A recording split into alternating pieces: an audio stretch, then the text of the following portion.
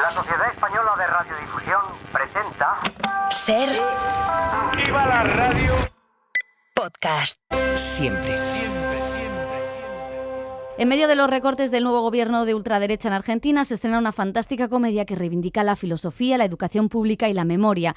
En este episodio analizamos Puan, nos entregamos a la pasión y al terror futurista de Bonello en La Bestia y hacemos lista de algunas pelis nuevas en plataformas. Lo mismo con las series, hay estrenos interesantes que ya hemos visto. ¡Acción!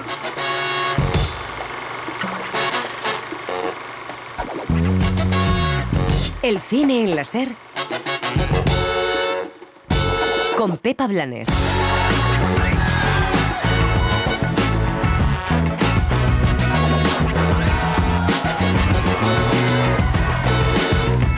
Bertrand Bonello reflexiona sobre la imagen, el amor, los sentimientos y la tecnología en la envolvente The Beast, un melodrama con Léa Seydoux enamorada en tres épocas históricas. Es peligroso, por supuesto. Hay una bestia dispuesta a abalanzarse. No tengas miedo. Alguien va a morir. El cine argentino utiliza la comedia para hablar de sus miedos políticos actuales. Lo hace en Puan, una sátira universitaria con Leonardo Sbaraglia y Marcelo Subioto. Spinoza no creía como Hobbes que la única pasión capaz de crear comunidad era el miedo. Muy por el contrario, Spinoza pensaba que los seres humanos teníamos la potencia de actuar y de unirnos en base a nuestras pasiones alegres. Y Sebastián Borenstein estrena Descansar en paz. Es un thriller sobre un hombre que desaparece ante la cantidad de deudas que acumula y no poder seguir con su ritmo de vida. No me pagas a mí y haces una fiesta. ¿Pero cuánta plata debemos, Sergio? Tenemos también nueva entrega de Godzilla, el regreso de esta criatura japonesa que Hollywood se apropió y que no deja de tener nuevas sagas. La mayoría de las civilizaciones han creído que la vida solo era posible en la superficie de nuestro planeta. Y en televisión llega la segunda parte de la serie francesa Sangre y Dinero y también una comedia británica de fanáticos religiosos, Que ardan todos. Le echaste una jarra de agua encima. Había gente besándose con la lengua. El señor guió mi mano. This is the end, beautiful friend.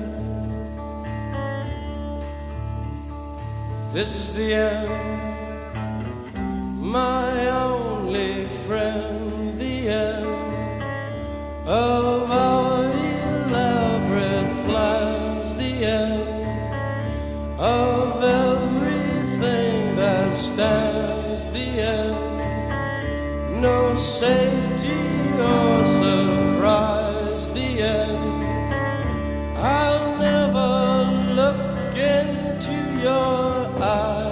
Hola, ¿qué tal? Bienvenidas, bienvenidos a El Cine en la Ser, programa en plena Semana Santa en el que vamos a evitar ese género cinematográfico que vuelve a la televisión por estas fechas cada año. Solo los Monty Python son bienvenidos en este programa. José Manuel Romero, ¿qué tal? ¿Qué tal, Pepa? Es la única película del género que permitimos hoy porque nos vamos a centrar en estrenos que nos llevan por mundos completamente diferentes y que nos hacen reflexionar sobre la condición humana, ya sea desde la ciencia ficción como Godzilla o La Bestia con el melodrama. Precisamente vamos a empezar por esta película de Bertrand Bonello que se presentó en Venecia y que adapta la novela de Henry James poniendo a un personaje femenino, el de Léa Seydoux, en el centro y contando la historia de amor en tres épocas distintas.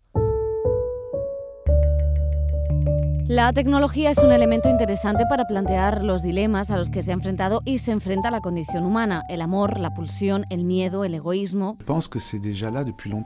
La relación entre tecnología y humanidad existe desde hace mucho tiempo y necesariamente tiene un impacto en nuestros sentimientos. Puedo poner ejemplos muy básicos, pero el hecho de que las redes sociales se hayan desarrollado tanto actúa sobre las emociones, juega mucho con el narcisismo, con el odio. Los comportamientos han cambiado mucho, lo podemos ver claramente.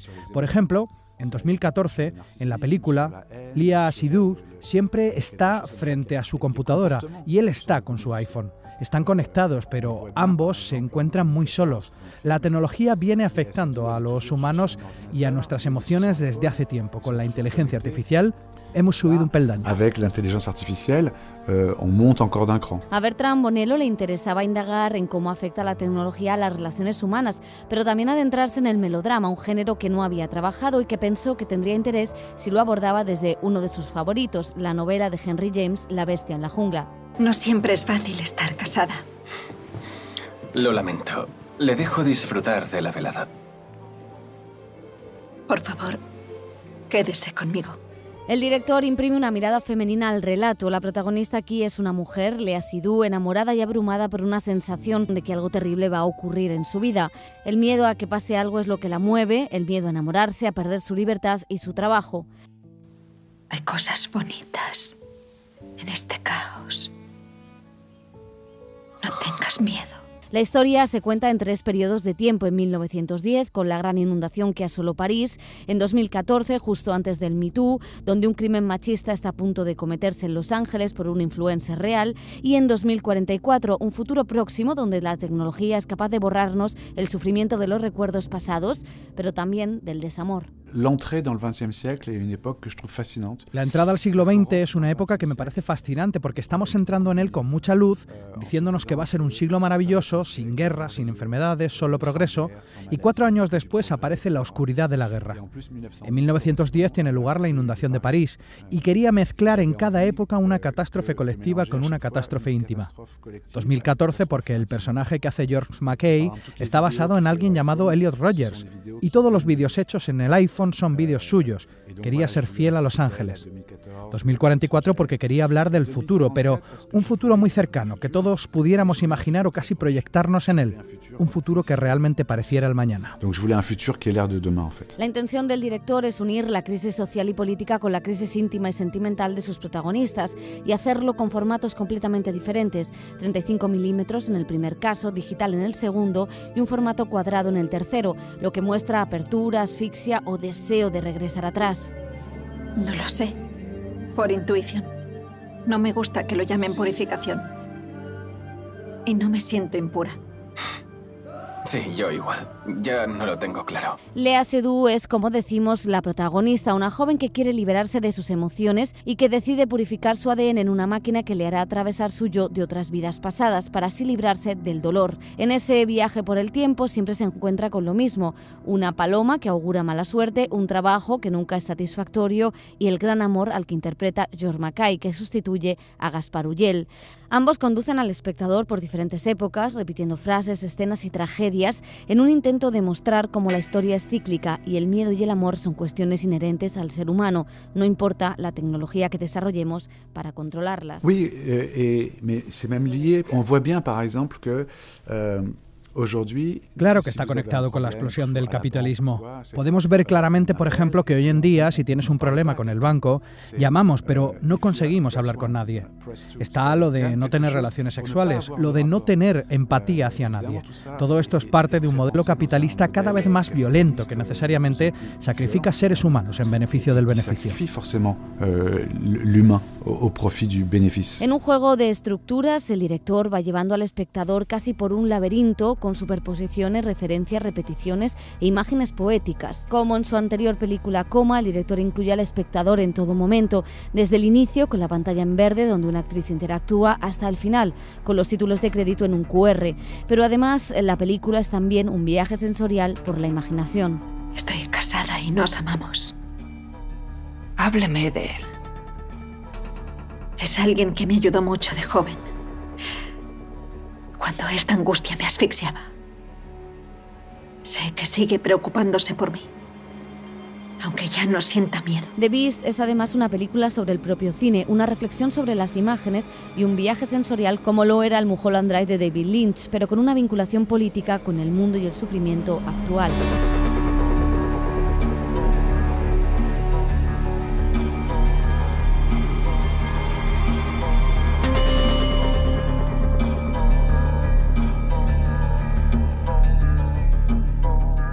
El humor es otro género que, bien usado, nos permite reflexionar sobre el mundo en el que vivimos. Y si juntamos humor, filosofía y actores argentinos, nos sale la maravillosa Puan, una película que se llevó 2 premios en San Sebastián y que nos sitúa en las tribulaciones de un profesor de filosofía que tiene ética y moral. La película de María Alche y Benjamín Naestat acaba haciendo además un retrato de la Argentina de hoy.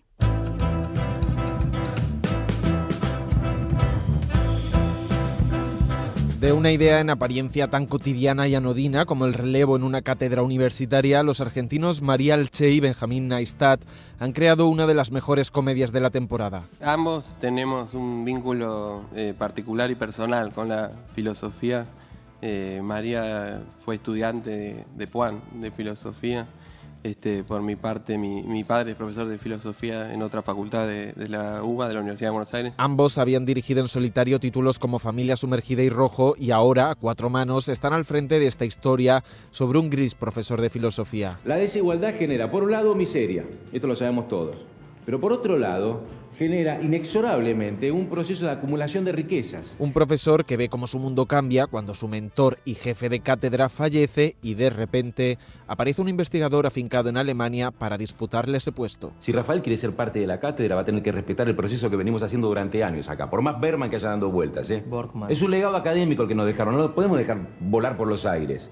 Y además, este tipo hace 20 años que no pisa la uva. La divertida pelea académica muestra dos modos de enfrentarse a las cosas. La de aquel que se ha quedado en el país, que lucha por él con convencimiento pero sin pasión. Cursamos hace 1000 años juntos, pero bueno, no sé, él tiene su fama, ¿no? Tiene su aura de Frankfurt, todo eso. Está en un equipo interdisciplinario con Albert Borkman y Malda Sena. Es Albert Borkman. Y aquel que ha vivido fuera, que dice palabras en inglés porque es más moderno, más cool, más guapo y efectista. A San Andrés me pidieron por favor si podía dar un workshop sobre dilemas éticos de la inteligencia artificial, que es uno de los temas en los que vengo trabajando en los últimos años. El devenir de este proceso de elección de un nuevo catedrático sirve a los directores para retratar ese ambiente universitario de Puan, un barrio donde se ubica la Universidad de Filosofía y Letras en Buenos Aires, muy característico de la ciudad y del país. Era tentador que fuera Puan porque es la estación de subte, es la calle de la facultad y porque es una frase que usan mucho la gente para referirse a ese conjunto de personas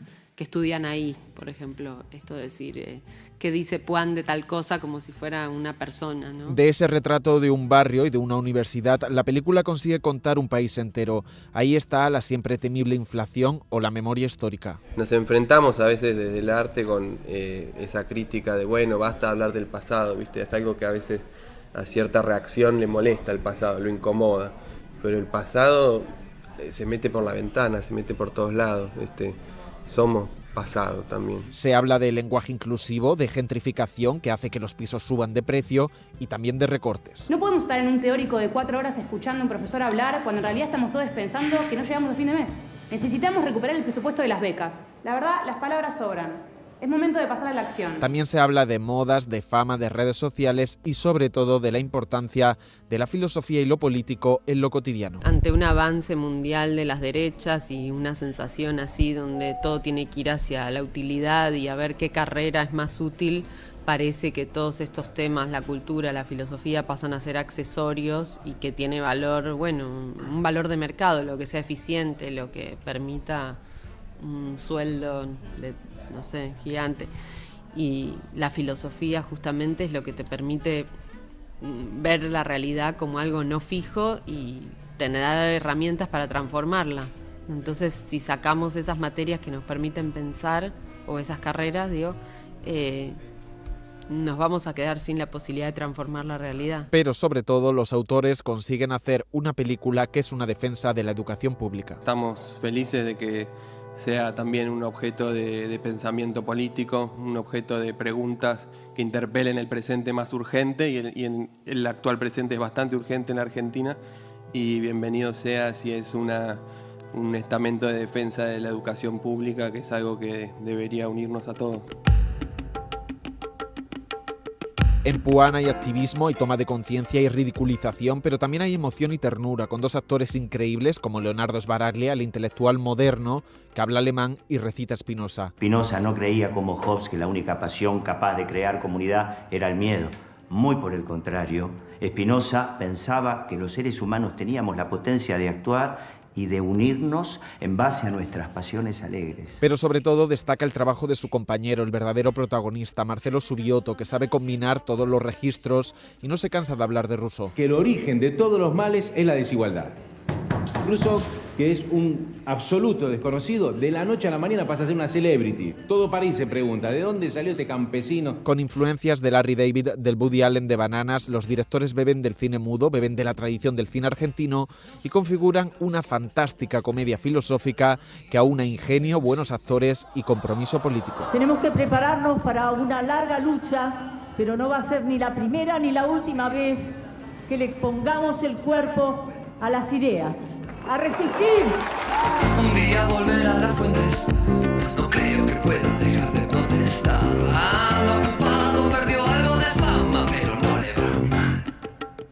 seguimos con cine argentino. Sebastián Borenstein estrena en Netflix Descansa en paz. Es un thriller familiar en el que un hombre con deudas desaparece y deja a su familia.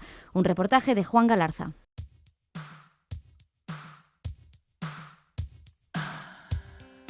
El protagonista de Descansar en paz, nuevo estreno de Netflix tras un exitoso paso por el Festival de Málaga, podría ser descrito como un modelo de hombre relativamente común en la Argentina de los años 90. Y en los 90, creo que la película en ese sentido está muy inteligentemente instalada ahí, porque hubo todo un sector social de clase media, media alta, como podía ser ese sector de mi familia, que realmente en los 90 pasó a ser clase alta, del día a la mañana. Si vos enganchabas 2 o 3 cosas que más o menos entendías de lo que era el 1 a 1, eras millonario. $1, $1. Ahora, después del efecto tequila, eso mismo, se empezó a comer un montón de gente. Joaquín Furiel interpreta a Sergio, padre de una familia acomodada dentro de un contexto económico muy favorable. ¿Hacía falta que me mandes un matón a la fiesta de mi hija? No me pagas a mí y haces una fiesta. Que comienza a verse ahogado por las deudas cuando la situación económica deja de ser óptima. Ese es el punto de partida de la nueva película de Sebastián Borenstein. De alguna manera, lo que le pasa al protagonista es, tiene una fábrica, produce insumos, de pronto se abren las importaciones, no puede competir contra los productos chinos y los productos baratos que vienen de todos lados, y lo que le pasa es lo que le pasó a mucha gente, como le explicó, tratar de sostener ese tren de vida hasta que se le hace imposible. Eso fue lo mismo que lo de La Plata Dulce. Por esto de que la Argentina es, por lo menos hasta ahora, cíclica, repetitiva. El director de obras como La Odisea de dos Giles, con Ricardo y Chino Darín, que ahora ejercen de productores, adapta la novela homónima de Martín Weintraub para diseñar un thriller marcadamente oscuro. O sea, la literatura es la literatura, el cine es el cine, a pesar de que la historia sea la misma. El traspaso, de alguna manera, consistió en generar una narrativa un poco más cinematográfica de lo que la novela planteaba. Tratar de adaptarla no solamente mantener el espíritu de la novela, que es la de un hombre acorralado por sus deudas, que aprovecha un hecho fortuito para huir en pos de el bien de su familia, supuestamente. Sergio, en una situación crítica, decide aprovechar una oportunidad muy concreta para tomar una decisión que no tiene vuelta atrás: desaparecer, dejar de ser quien es para que sus hijos y su mujer puedan aspirar a vivir completamente libres de sus deudas. Estoy buscando a mi marido, Sergio Dayan, que no apareció todavía. Que la huella del pasado nunca consiga ser borrada del todo. ¿Pero cuánta plata debemos, Sergio? Griselda Siciliani es quien interpreta a Estela, la esposa de Sergio. Más allá de la caracterización, los diferentes estados de un personaje que le cambia la vida rotundamente, y eso es un regalo para una actriz, como poder atravesar esa tremenda tragedia, para contar esta tremenda tristeza, esta herida de esta mujer. La película recibió en Málaga un doble reconocimiento, el de mejor actor secundario para Gabriel Goiti. Sergio, ¿vos quieres a tu familia? Y el de mejor actor protagonista para Joaquín Furiel en un complejo doble papel. Es muy estimulante a nivel interpretativo la película en ese punto, porque es un mismo personaje, pero en realidad son dos.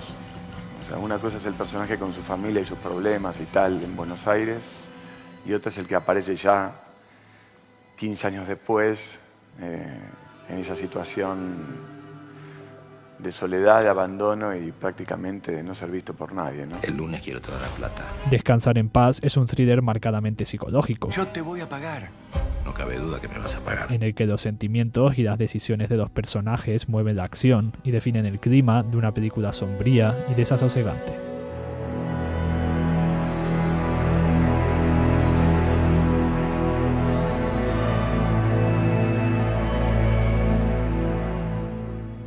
Y ahora sí, nos vamos a la ciencia ficción con Godzilla, una nueva adaptación de la historia de este dinosaurio atómico que sirvió como metáfora en su día para explicar los miedos de la energía nuclear y que ahora se ha convertido en un blockbuster sin alma. Helio Castro repasa todo el fenómeno japonés y su apropiación estadounidense.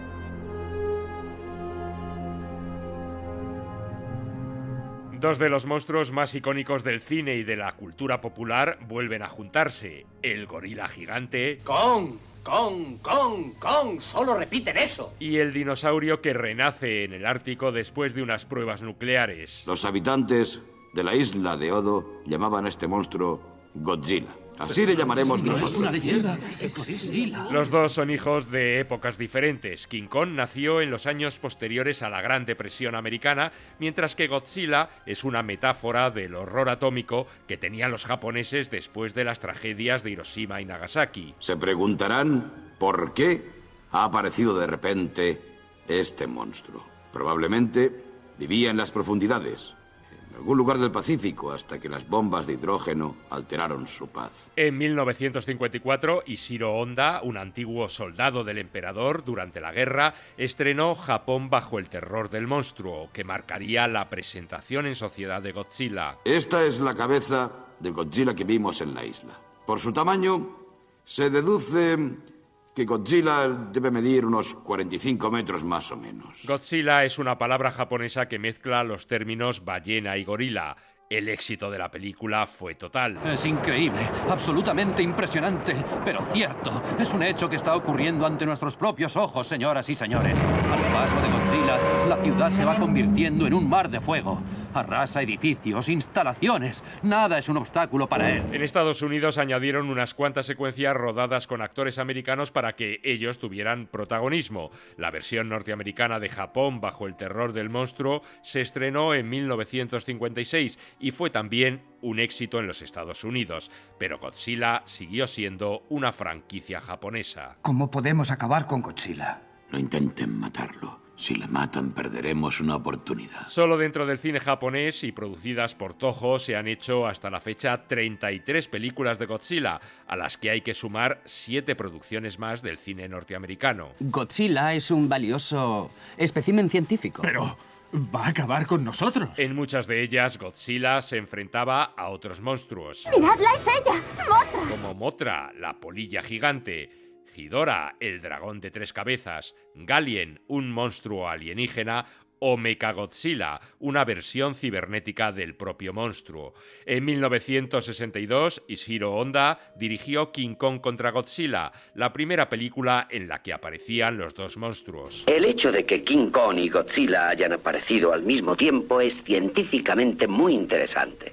Godzilla tiene un cerebro de este tamaño. Es pura fuerza bruta. King Kong es un animal que piensa. Su cerebro es bastante mayor, unas 10 veces mayor que el de este gorila. Son rivales por instinto y no hay duda de que intentarán destruirse el uno al otro.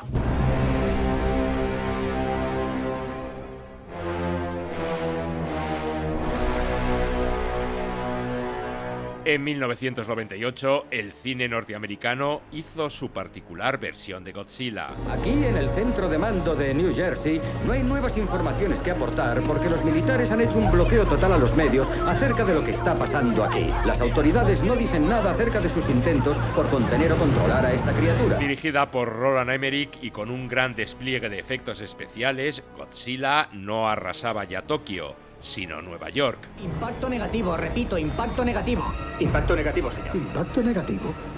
Es del maldito edificio Chrysler de lo que estamos hablando. Desde el Godzilla de Roland Emmerich de 1998 se han rodado otras 4 películas más en el cine norteamericano.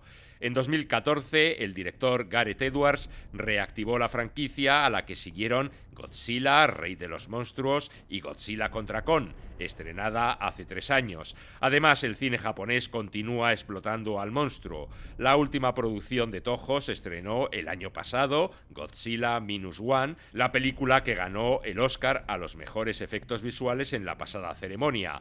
Ahora llega a las pantallas la continuación del film de 2021 que dirige en esta ocasión Adam Wingard, protagonizada por Alexander Skarsgård, Millie Bobby Brown y Rebecca Hall. ¡Luces! ¡Cámaras! ¡Kong! Kong y Godzilla. El título en esta ocasión es Godzilla y Kong, el nuevo imperio.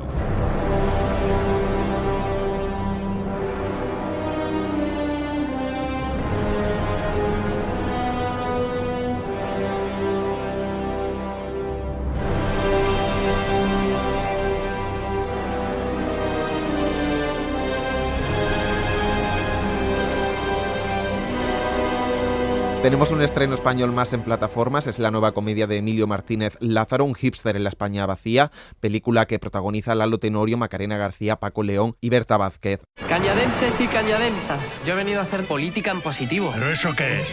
Este es un tonto con iniciativa, que son los peores tontos. La España vacía necesita soluciones desde allí. ¿Qué pasa con lo nuestro? Es que siempre los posesivos, somos seres libres. Tengo grandes proyectos para este pueblo. El mejor proyecto que se puede tener aquí es marcharse. Este no es país para hippies. Baby, no me llames que yo estoy ocupada, olvidando tus males. Yo decidí que esta noche se sale, con toda mi moto, mami, con toda mi chale. No puedes ir a Teruel a enseñar a plantar tomates a los paisanos, porque eso en sí mismo es una idiotez. Y no te digo nada si encima intentas que en otros aspectos de la vida sigan unos cauces que no están nada mal para cuando toda la sociedad sea distinta, pero ir precisamente a la España vacía a contar cómo deben ser las relaciones entre hombres y mujeres, etcétera, etcétera, y entre sexos y todo, pues es un poco precipitado, como mínimo. Y eso es lo que es la crítica, es una crítica de los excesos. Pero una vez dicho esto, que es lo que pienso de la película, tengo que añadir que jamás yo hago una película para hacer una crítica a nadie, una crítica política me refiero, una crítica teórica. Yo hago una película para mostrar unos personajes, que esos personajes estén lo más vivos posible en la pantalla, que la gente se los crea, que vivan, que tengan una vida propia.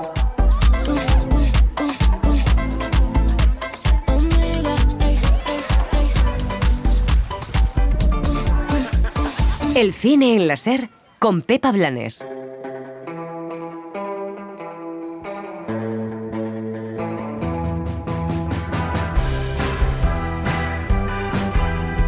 En plena Semana Santa los estrenos de televisión no descansan, recomendamos un buen puñado de series, algunas muy oportunas para estas fechas, para echarles un ojo. Dani Garrán, ¿qué tal? Hola Pepa, hace poco más de un mes nos quedamos deseando conocer el final de Sangre y Dinero, la primera serie del director francés Xavier Giannoli. Ahora se estrena en Filmin el desenlace de esta ficción protagonizada por Vincent Landon, donde interpreta a un investigador que ahonda en el caso de corrupción más grande de la historia de Francia, donde se desviaron miles de millones de un impuesto de carbono implementado por la Unión Europea para luchar contra el cambio climático. Le importaba un comino comprometer a unas chicas que querían ganar un dinero con su firma sin saber los riesgos que corrían.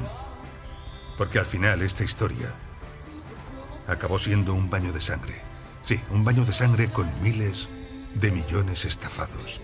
Y cuando eres funcionario público como yo, eso no es aceptable. Para los que sigan viendo Ben-Hur y Jesús de Nazaret en estas fechas, esta es su serie. El Jueves Santo ha sido el día escogido para estrenar la 4ª temporada en Movistar Plus de The Chosen, Los Elegidos, una serie de 7 temporadas sobre la vida de Jesús, disponible en 50 idiomas e íntegramente financiada por donantes. Dallas Jenkins es el creador de esta serie protagonizada por el actor Jonathan Roumie, que rompe con la tradición y apuesta con la diversidad racial y otorga entidad propia a los personajes femeninos. Ahora muchos de vosotros tenéis miedo, en lugar de tener fe en mí. Os aseguro que si tenéis la fe del tamaño de un grano de mostaza, podréis decirle a un monte desplázate de aquí a allá, y se moverá. Y nada será imposible. Y no dejamos la religión para hablar de los Lewis, una familia de fanáticos religiosos convencidos de que el fin de los días está a la vuelta de la esquina y de quien no haya preparado su alma arderá eternamente en el infierno. Que ardan todos es esta comedia británica protagonizada por Simon Bird, con un singular mezcla de humor y comentarios sobre el extremismo religioso. David, ¿cuándo vamos a cambiar la tele? ¿O iría algo diferente a los lápices de Aaron o tu forma de masticar? No sé si deberíamos comprar otra. Se rompió tras un acto de Dios. Le echaste una jarra de agua encima. Había gente besándose con la lengua. El señor guió mi mano.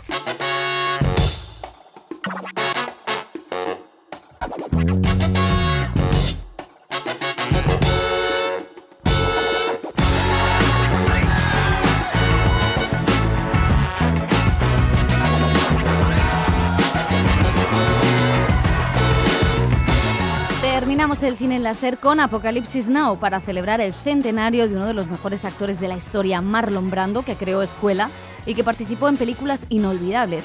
Con él nos vamos y damos las gracias a Julia García en la realización, a José Manuel Romero y a Juan Galarza en la producción, redacción y redes sociales. Adiós. Está actuando sin responsabilidad, sin ninguna clase de freno. sin ningún respeto al nivel medio aceptable de la conducta humana. Y aún así continúa mandando tropas. Acabar con él, sin ningún prejuicio. Bien entendido, capitán, que esta misión no existe, ni existirá nunca. El cine en la SER, con Pepa Blanes. Cadena SER. 100 años de radio. Para no perderte ningún episodio, síguenos en la aplicación o la web de la SER, Podium Podcast o tu plataforma de audio favorita.